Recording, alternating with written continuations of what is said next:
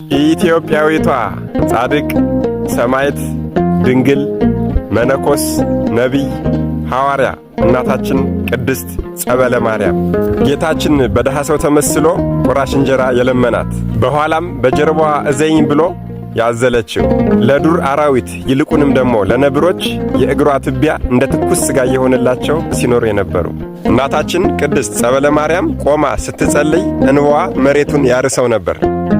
ነገር ግን ሰው እንዳያይባት ከላዩ ላይ አፈር ትጨምርበት ነበር። በቤተ ክርስቲያን ውስጥ ያለ መቃብርም ላይ ቆማ ስትጸልይ የተቀበሩ ሙታን ሲጮኹ ሲያለቅሱ ሰማቻቸው። ጩኸታቸውንም በሰማች ጊዜ በጸሎት ላይ ጸሎትን፣ በእንባ ላይ እንባን፣ በስግደት ላይ ስግደትን ጨምራ አበዛች። ሱባኤም ያዘችላቸው። በባህሪው ቸርና ይቅር ባይ የሆነ ልዑል እግዚአብሔርም ጸሎቷን ሰምቶ እነዚያን ነፍሳት ማረላት። እናታችን ቅድስት ጸበለ ማርያም ከእንጨት ፍሬዎች ውጪ ያም በሰንበት ቀን ብቻ የምትመገብ ሲሆን በየቀኑ የምትሰግደውም ስግደት 8000 ነበር። የጌታችንን የመከራ ግርፋት እያሰበች 1000 ጊዜ፣ አገዛዛቸው መልካምና ቀና ይሆን ዘንድ ስለ ንጉሡና ስለ ሊቀ ጳጳሱም 1000 ጊዜ፣ ስለ መነኮሳትም 1000 ጊዜ፣ ስለ ኃጢአተኞችም 1000 ጊዜ፣ ስለ ሀገሪቱም 1000 ጊዜ እያደረገች ራሷን ትገርፍ ነበር። የክብር ባለቤት ጌታችን አምላካችን መድኃኒት ኢየሱስ ክርስቶስ በቁስለኛና በድሃ ተመስሎ መጥቶ ቁራሽ እንጀራ ለመናት። እርሷም ፈጥና መጣ ሰጠችው። እርሱም እንጀራውን ተቀብሎ በመንገድ ብዛት ደክም ያለሁና በጀርባሽ አዝለሽ ትሸኝኝ ዘንድ እወዳለሁ አላት። እርሷም ለችግረኞች አዛኝ ናትና ትንሽ አዝለው እንደሄደች ቁስሉ ድህኖ ምንም እንዳላገኘው ደህነኛ ሰው ሆኖ አየችው።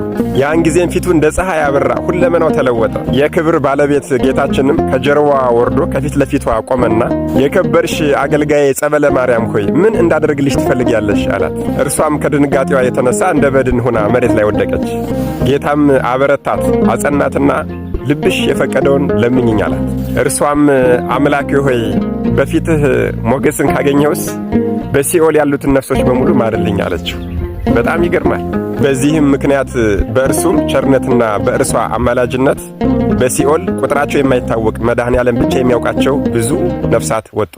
መድኃኔ ዓለም ኢየሱስ ክርስቶስ ለእናታችን ለቅድስት ጸበለ ማርያም 3 በትሮችን የሰጣት ሲሆን በእነዚህ 3 በትሮችም እየተመረኮዘች ሲኦል እየገባች ነፍሳትን ከሲኦል ታወጣ ነበር።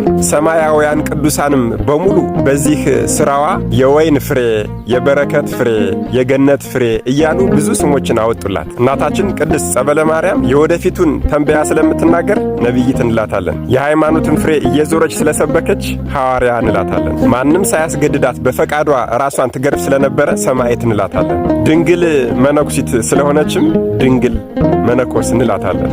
እናታችን ቅድስት ጸበለ ማርያም በተጋድሎ ዘመኗ ሁሉ እመቤታችን ቅድስተ ቅዱሳን ቅድስት ድንግል ማርያም እየመጣች ጡቷን የምታጠባት ሲሆን ቅዱስ ሚካኤልን፣ ቅዱስ ገብርኤልንና እንዲሁም ደግሞ ሊቀ ሰማዕታት ቅዱስ ጊዮርጊስን ይዛ መጣ የሕይወት ዘመን ጠባቂዎቿ እንዲሆኑ አዝዛላት ነበር። ስምሽን የሚጠራ የተከበረ ይሁን፣ በእኔ በአምላኩ ዘንድ ምሕረትን ያገኝ የተባለችው እናታችን ቅድስት ጸበለ ማርያም ዕረፍቷ መስከረም 18፣ ልደቷ ደግሞ ጥር 18 ነው።